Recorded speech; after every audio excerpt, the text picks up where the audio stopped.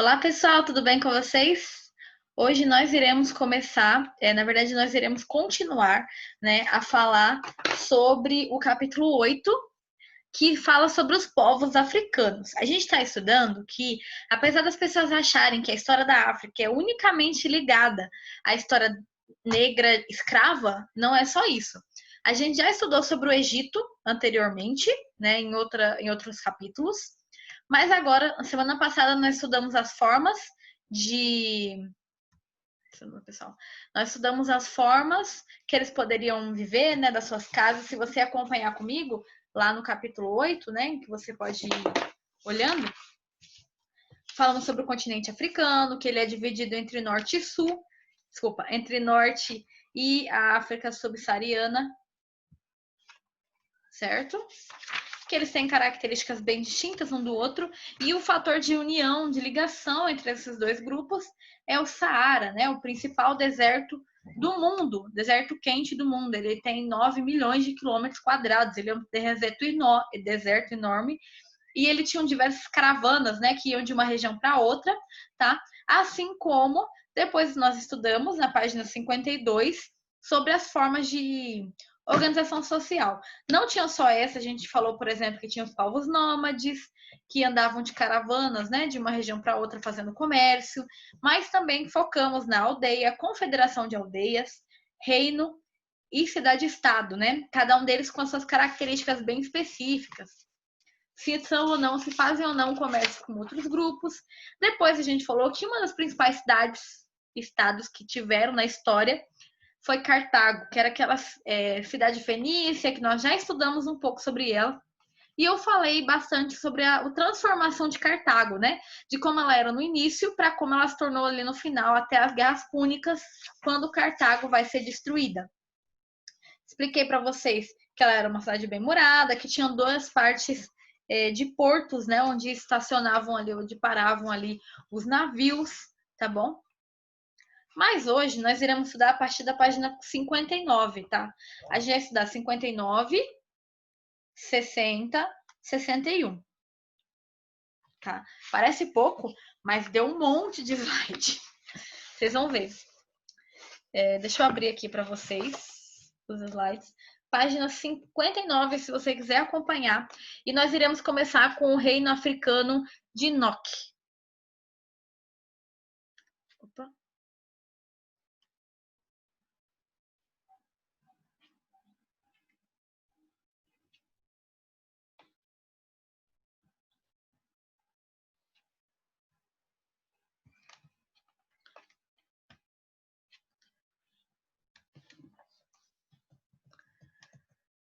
Deixa eu chegar até lá. E aí a gente falou sobre o reino de Nok, né?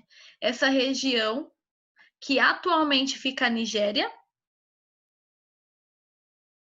Quantos slides tem?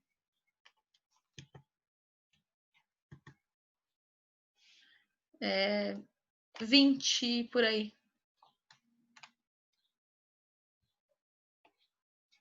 Tá. Então, essa região, né, ficava o povo de Nok, que foi, não tinha o território que é definido hoje, né? Então, ele pegava um pouquinho da Nigéria, assim como de Níger, tá?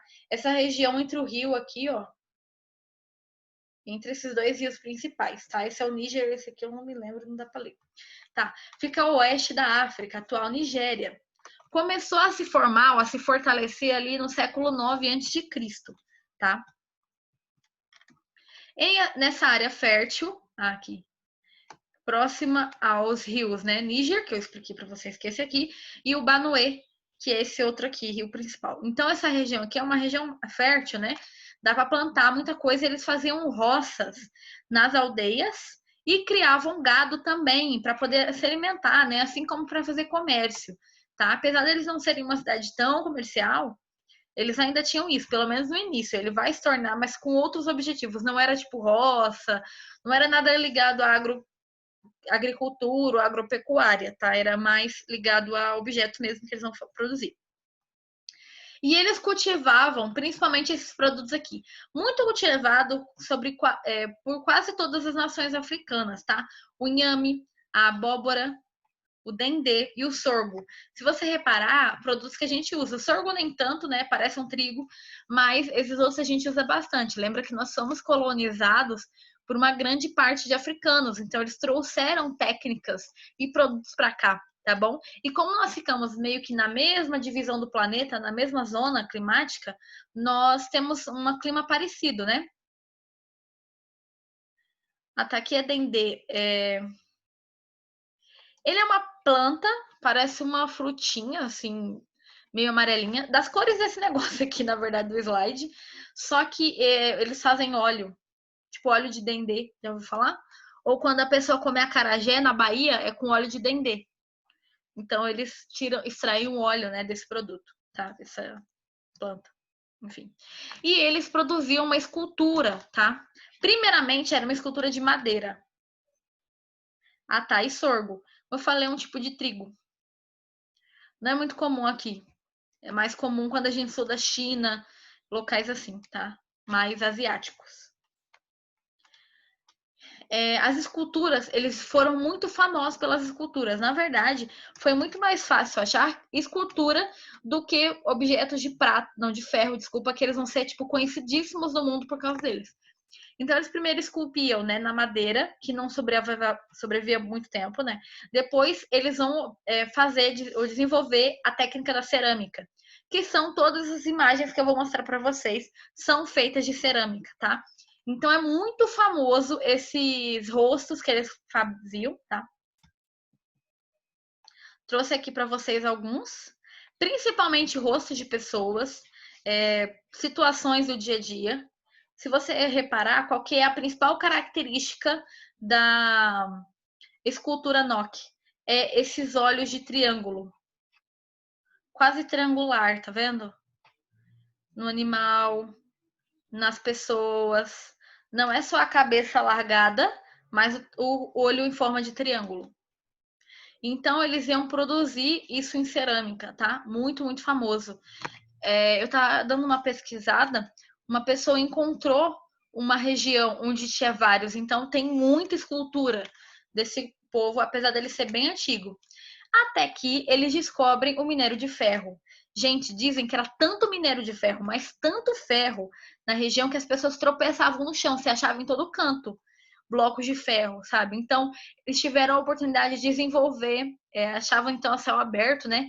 Desenvolver muito bem a metalurgia. Gente, não é todas as comunidades primitivas que vão desenvolver a metalurgia para fazer flechas, espadas, tipos de espada da época. Apesar de eu trazer essa imagem aqui, eu não achei nada específico sobre imagens de armas do povo Nok. Então eu achei de africanos no geral, mas vocês sabem que a África é um continente enorme com vários povos, então difícil saber se algum desses aqui representa necessariamente o povo Nok, tá? E quais objetos eles iam produzindo, já que eles encontravam ferro tão fácil, eles derretiam para fazer armas, pontas de flechas, adornos para o corpo, como pulseiras, argolas, brincos, objetos para o dia a dia, como panelas, colheres, até uma forma, né, daquela época, assim como vários objetos mesmo para cerimônias religiosas, etc, tá? Eles faziam tudo de ferro e eles comercializavam também, porque como eu disse, não era todas as civilizações que comercializavam ferro. Na verdade, poucas delas faziam isso, tá? Ainda mais naquele período. Então, as pessoas queriam muito comercializar as cidades que faziam, tá?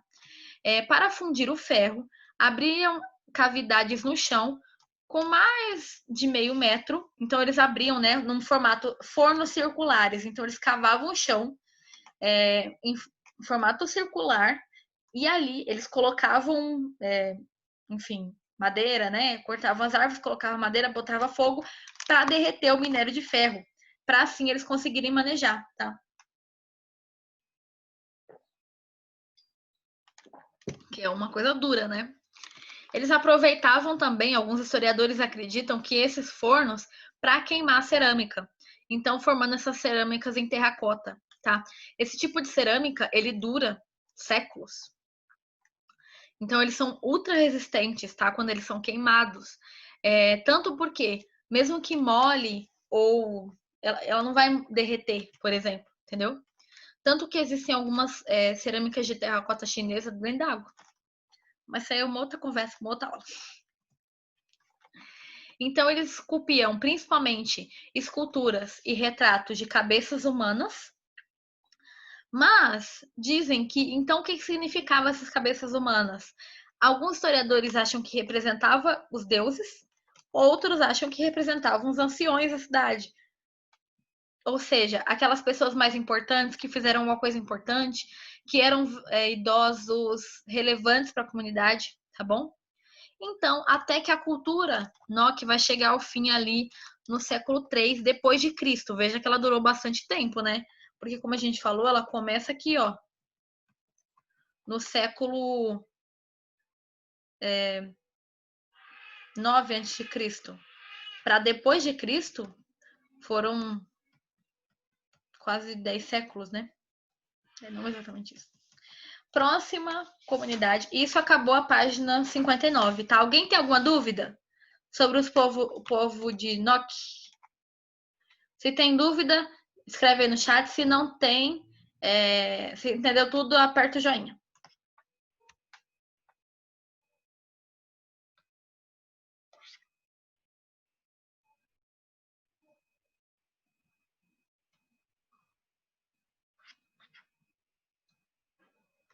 Ok.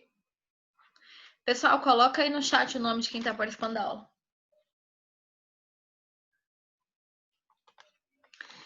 E aí agora nós iremos começar um outro reino que está na página 60 a 61, tá? Que é o reino de Kush. Na verdade, a gente já estudou um pouquinho sobre o reino de Kush quando a gente estudou Egito, porque eles vão ser um território ou um grupo que vai ser muito forte por meio do seu comércio com o Egito, tá? Eu já encontrei Kush com outra caligrafia também, com K em vez de C, mas os dois estão valendo, tá? Então é região da atual Núbia, tá bom? Então são os reinos núbios. Fazia parte da caravana, fazia parte da rota das caravanas comerciais que atravessavam o continente, transportando artigos de luxo como pedras, plumas e marfim. Então é uma cidade que as pessoas paravam ali, nem que seja para se alimentar, para descansar, mas eles acabavam comprando produtos do mundo todo, tá? Dessas caravanas. Assim como esses grupos que saíram do Egito passavam por ali também, tá?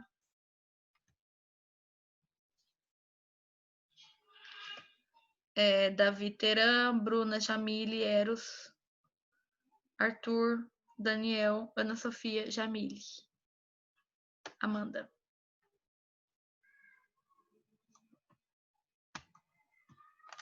Então, essa região aqui, ó. Se a gente reparar bem, essa região aqui é o Egito. Vocês lembram disso? Alto Egito, Baixo Egito? E aqui ficavam os cuxitas. Muito perto, né? Chega a um território meio que se fundir com o outro, tá? Principal cidade de toda a região, que era Napata. Napata era o ponto de parada da maioria das caravanas que a gente acabou de comentar. Então era uma cidade extremamente comercial, tá? Próximo ao Egito, misturavam suas culturas como a escrita cuxita, então eles já tinham uma forma de escrita, era desculpa. A escrita cuxita era hieroglífica, é isso. Então eles tinham formas de hierógrafo, assim como o Egito. Então símbolos representavam palavras ou textos inteiros, tá? Então também era bem desenvolvida, mas foi muito, muito, muito baseada na escrita egípcia. Assim como uma baseou coisas da cultura da outra, tá? Eles trocaram muito da sua cultura. E outra coisa que eles pareciam bastante é que, assim como no Egito, eles entendiam que o faraó era não só um líder, ele também era uma forma de Deus, uma divindade. O povo cuxita também, tá? Ele também vai acreditar que o seu governante é alguma espécie de divindade, ou que tem superpoderes, ou que tem poderes de alguma forma, tá? No início, ela não era necessariamente, o Kush não era necessariamente um poder muito grande, não tinha tanto assim. Apesar de já ser uma cultura desenvolvida, eles eram praticamente dominados pelos egípcios, tá? E aí, Napata, características importantes dela.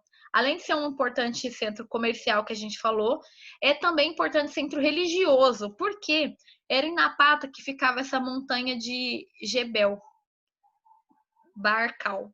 ela, para eles, era uma montanha sagrada, que eles poderiam adorar os deuses, principalmente o deus Amon, que também era um deus egípcio. Então, eles vão construir lá no topo dessa pirâmide um templo em homenagem ao deus Amon, tá bom? E por isso é que as pessoas vão também fazer uma peregrinação para lá para adorar os deuses e principalmente Amon ali nessa região, tá? Gente, pelo que eu entendi, essa daqui é uma imagem de Napata como ficou depois. No século IX, antes de Cristo, né, forma-se um governo centralizado, tá? Em que os cuxitas agora vão se fortalecer como um único governo e não só cidades-estado isoladas, principalmente com Napata sendo a principal. E eles decidem que Napata vai ser a capital, porque ela já era grande mesmo, já era bem desenvolvida, já tinha comércio, religiosidade, ela tinha os fatores principais para uma capital, tá? Seus primeiros reis descendiam de antigos chefes locais. Então, eles vão entender que essas pessoas eram ali, estavam na origem, né? Tinham mais essa facilidade com os deuses, então que eles deveriam sim ser os líderes. Até que no ano 770 a.C., o povo Cuxi não só se fortalece, mas ele domina o Egito. Por isso que eu falei que a gente já estudou sobre os cuxitas quando estudou sobre o Egito, porque agora começa o período dos faraós negros. Porque na África, apesar do Egito ser na África, nem todo mundo era negro. As pessoas, principalmente no Egito, elas eram uma espécie de um pardo. Então, ela era uma cor um pouco mais clara. E as pessoas já encontraram, né? Eu mostrei para vocês um vídeo disso. Eu posso mostrar de novo se der tempo. Não sei se vocês se lembram. Mas esse povo, então, vai dominar o povo do Egito e vai governar por muito tempo, tá? 1000 anos eles vão governar o Egito. Governando também os dois territórios. Em 657, o Egito é invadido pelos assírios, tá? Os cuxitas, então, retornam para suas terras, mas Napata agora não vai ter mais a influência que tinha, ela vai perder poder, e eles tinham medo também de ser atacado, então eles vão se mudar para outra cidade, centralizando o poder lá. Centralizando, então, o poder na cidade de Meroé, que é essa cidade aqui, o que sobrou dela. Eles tinham pirâmides, tá? As pirâmides de Meroé. Muito famosa também. Olha a entrada do sarcófago. Que bonita. Então, dizem que são as pirâmides mais bonitas, né? São as de Meroé, mais que as do Egito ainda. Olha aí como tem uma ligação com a outra. Tá vendo como uma cultura tá muito influenciando a outra? Cidade com sistema de escrita, não mais agora os hierógrafos do Egito, né, que a cidade de Napata usava, mas eles vão ter a sua própria escrita, que é a escrita moreática, tá? Já tinha um composto de 23 símbolos, tá bom? E uma literatura que era feita da esquerda para a direita. Até porque do Egito era de baixo para cima, né? Tem todo um quesito diferente. Seu código não foi completamente decifrado. Então, vários historiadores e linguistas eles se dedicam apenas a estudar a grafia meroética, para entender melhor a cultura, para entender melhor o que eles acreditavam de certo e errado, né? E tudo mais. Só que ainda tem símbolos que não foram bem descobertos. Então, apesar de ter coisas escritas, não conseguiram completar todo o que estava. Tudo que estava ali, né? Ó, mais símbolos, né? Esfinges em Meroé. Meroé, então, se torna a cidade mais importante, a cidade comercial. Primeira capital do Império Kushita, então, fala comigo. Napata. Segunda capital, o segundo território mais importante, Meroé, tá? Um dos principais polos produtivos de objetos de ferro. Então, agora eles é que vão liderar ali todo a quesito de ferro, tá bom? Tanto porque eles tinham as técnicas cuxitas e de Inoki. De Inoki talvez não, mas eles já tinham algumas técnicas, tá, de produção de ferro. Mas tudo isso, a intensificação da produção de ferro vai causar alguns problemas à sociedade, tá? Como? Eles vão derrubar muitas árvores para fazer os fogões, né, os fornos, para poder derreter o metal. Então eles vão meio... Acredita-se, a maioria dos historiadores acreditam, que essa comunidade acabou porque eles destruíram as riquezas naturais. Então não sobrou muita coisa para eles continuarem liderando. Olha aqui nesse mapa. Egito, o Kush em Napata e o Kush em Meroé. Ó que geografia diferente, mas vale também, tá certo também, tá? Tudo isso enfraqueceu o território, então a população também não tinha mais planta, não tinha mais proteção, né, das próprias plantas para comer e do sol. Então eles vão decidir. Outra coisa que aconteceu é que a própria população começou algumas rebeliões, tá bom? Facilitando com que houvesse cada vez mais a disputa entre os territórios e esses povos vão ser governados por outros depois, tá bom? Como o Yorubá, tá, gente? Que vai... Ah, não, Yorubá. Que vai... A gente vai falar no que vem. Alguém ficou com alguma dúvida até aqui? Coloca aí no chat se ficou com dúvida. Se não, faz um joinha aí pra mim.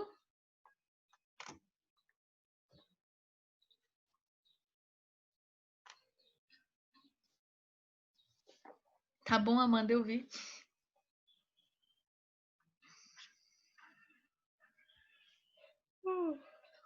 Vou mostrar para vocês agora, então, o vídeo que eu trouxe para vocês sobre o Império Kushita, porque eu gosto de trazer imagem para vocês conhecerem um pouco mais da cultura, tá? Vou baixar ele aqui.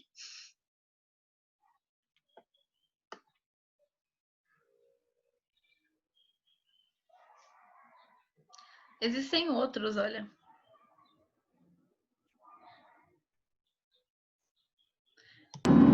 Estão ouvindo? Faz joinha se estão ouvindo.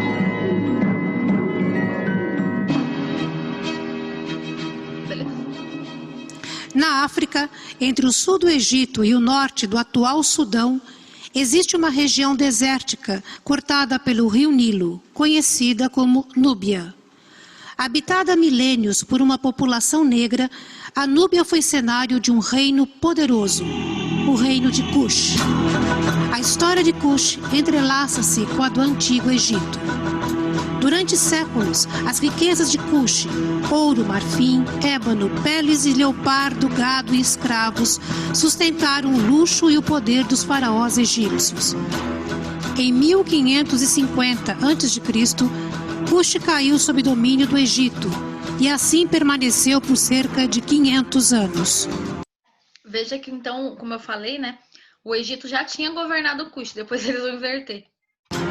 Mais tarde, por volta de 750 a.C., a situação se inverteu. Kush conquistou o Egito. Foi a dinastia dos faraós negros, que durou quase um século. Derrotado pelos assírios, o quinto faraó negro, chamado Taharka, deixou o Egito e refugiou-se na cidade cuxita de Napata. Terminava a dinastia dos faraós negros e, a partir daí, as histórias de Kush e do Egito seguiram caminhos diferentes. O Egito entrou em uma fase de sucessivos domínios estrangeiros, até cair sob o poder de Roma e tornar-se uma província do Império Romano. O reino de Kush manteve-se independente e reorganizou-se mais ao sul da Núbia, tendo por capital a cidade de Meroé. Por isso, essa nova fase da história de Kush é chamada de período meroíta. Meroé deu continuidade ao esplendor cuxita, estendendo-o por mais 1000 anos. Os reis meroítas conservaram alguns traços da cultura egípcia, como sepultamentos em pirâmides, mas adotaram detalhes arquitetônicos e costumes próprios. A múmia era enterrada em uma... Quero que vocês sempre lembrem que a cultura ela muda. Quando a gente conhece uma cultura diferente da nossa, a gente aprende também. Foi isso que eles fizeram. Eles não desonraram de alguma forma a cultura do Egito de fazer a pirâmide, mas eles modificaram com a sua cara, né? Então, olha aqui, colocaram portais bem diferentes do egípcio, né? Sepultura subterrânea abaixo da pirâmide e não dentro dela, como faziam os egípcios. As pirâmides meroítas, menores e mais íngremes do que as egípcias, simbolizavam a escada para o céu que conduzia a alma do rei morto. Na parte externa, uma pequena capela guardava as oferendas para a alma do rei em sua viagem ao outro mundo. Os meroítas construíram muito mais pirâmides do que os faraós egípcios. Já foram descobertas 233 pirâmides ao redor de Meroe, 100 a mais das do Egito. Enquanto as pirâmides garantiam a vida pós-morte, a vida terrena dos meroítas estava sob a proteção de diversos deuses, entre eles Apedemac, o deus com cabeça de leão, protetor dos exércitos. Lembrando que esses grupos que a gente está estudando são politeístas, viu? Tanto o povo cuxita quanto de Enoque. O Templo do Leão, erguido por volta de 230 a.C., mostra o casal real saudando Apedemac, o deus da guerra, e Ra, o deus sol. O casal real aparece também na fachada principal do templo. A rainha, à direita, como rei, está subjugando os inimigos e ameaçando-os com uma espada. Aos pés da rainha está o leão Apedemac, simbolizando a autoridade soberana da rainha. As rainhas meroítas desempenharam um papel de liderança. Muitas governaram e comandaram exércitos. Eram chamadas de Kandak ou Candace, título derivado de uma palavra meroíta significando rainha-mãe. Anota isso, tá, gente? Então, quando eles viam a... Deixa eu voltar aqui para vocês verem como é que escreve. Título derivado... A Candace, então, é essa rainha, né, que vai liderar todo esse povo, tá? Quando vocês escutarem esse nome, então representa uma líder, uma rainha africana, tá? Que ia liderar o povo independente da situação. Tá vendo que nos pôsteres aqui, elas são representadas até mais que os homens, né?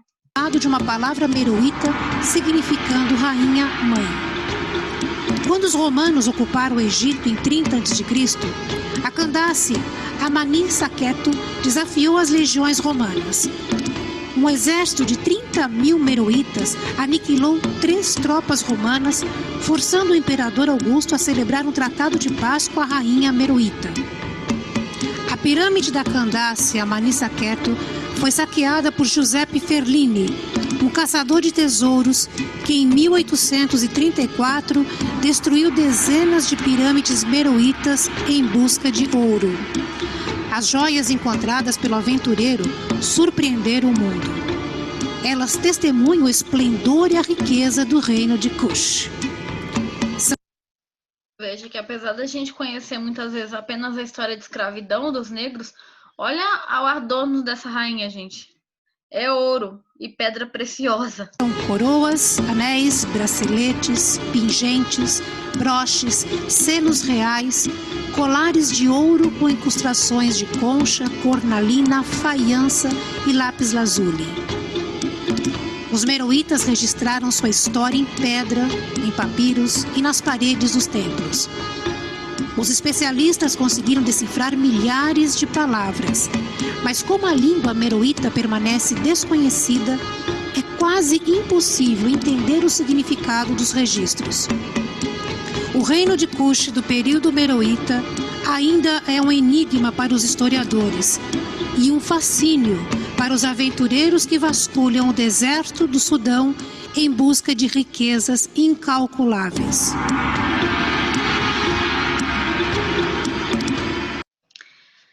Imagina se um dia um de vocês descobre como que lê essas representações, porque alguém tem que descobrir, então tem que ser a nova geração. As pessoas que são linguistas, elas estudam apenas, linguistas antigos, né? Eles estudam apenas como ler esse tipo de inscrição. Pensa que legal? Então você tem acesso a vários locais diferentes, dentro de pirâmides, coisas que não são tocadas há séculos. Bem da hora. Gente, alguém ficou com alguma dúvida sobre o reino de Kush?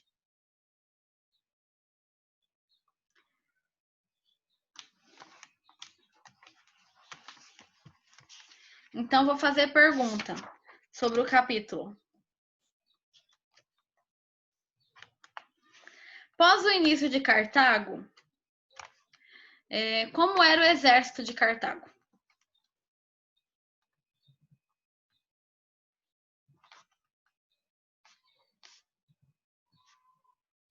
Coloca aí no chat a resposta. No início eu tinha falado para vocês que tinha mercenários, né? E elefantes. Mas, e depois, como é que se estruturou?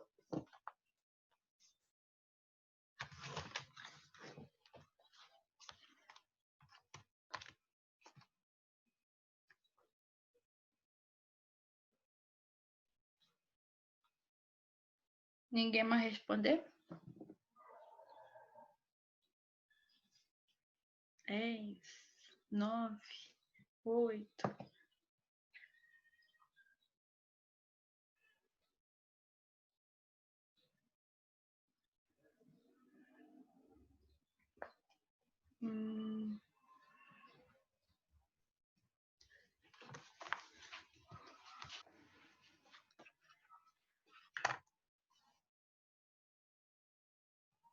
Não. Como assim? Tá no livro. Só a Candace que não tá no livro. O resto tá tudo no livro, gente. Sobre o exército, fala bastante na página 56. E, antigamente, era apenas mercenários que eles contratavam, né, essas pessoas para poder trabalhar para o governo ali, para a cidade de Cartago. Depois, eles vão construir cada vez mais a sua própria cidade, né? Vão se fortalecer, então eles vão contratar realmente soldados. Então vão ter soldados, vai ter elefante, vai ser contratado também mercenários em momentos de guerra, vão precisar. Outra coisa é que os territórios conquistados, eles convocavam pessoas desses territórios para trabalhar também na guerra se precisasse, entendeu? Então essas pessoas eram meio convocadas para ir para a guerra ou para fazer a segurança, enfim, que fosse necessário, para apoiar o exército de Cartago. Além do que, eles tinham uma das principais frotas navais da época. Isso é bem importante porque lembra que uma parte do porto de Cartago era apenas para navios de guerra. Cabia mais de 200 navios de guerra ali, porque se precisasse, né, eles tinham como se proteger. Você que me perguntou que não entendeu e pediu para eu explicar, não estou falando quem é, mas eu gostaria de saber. O que você não entendeu? Porque eu falei várias coisas.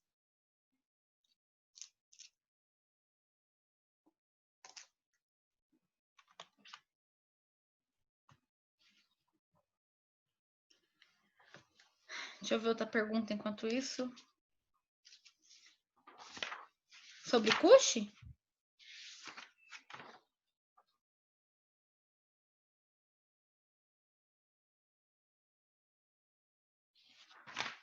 Tá bom. Então, o povo de Cush, eu vou... Não dá para explicar pelo chat. Você vai ter que ler. Eu vou explicar de novo falando, tá? Mas está no livro. Ele era um reino africano que vai ser primeiramente um domínio, uma terra ali perto onde é a Núbia atualmente, pertinho do Egito. Tá? Então o Egito vai governar essa região por muito tempo, até que inverte. Eles conseguem crescer tanto, se fortalecer tanto, que eles vão dominar o Egito. Tá? Eles já tinham uma forma ali de escrita. A primeira cidade principal era Napata. Napata vai ser a capital quando ele se torna um reino, porque ela já tinha uma importância religiosa e comercial antes, tá? Então só fortalece quando eles viram um reino. Depois que eles vão governar o Egito, eles vão perder depois de um tempo, então eles vão fugir, né? Eles vão voltar para o reino de Cush, mas não tem mais o território de Napata como era antes, porque vai ser dominado. Então eles vão para essa região de Memoré, ou Memoré. E lá eles vão reorganizar o império, tá? Ou pelo menos reorganizar ali o reino. Também era um importante centro comercial, eles já tinham toda uma estrutura importante e muitas vezes foram governados por rainhas, que são as Candaces, não apenas por reis, tá? Mulheres tão valorizadas que é praticamente só a história delas que está escrito nas paredes da região. E eles usaram muito da cultura egípcia para a sua própria cultura, para formar a sua própria cultura. Gente, tchau. Muito obrigada. Dê uma lidinha nesse último texto, tá? Até a próxima aula.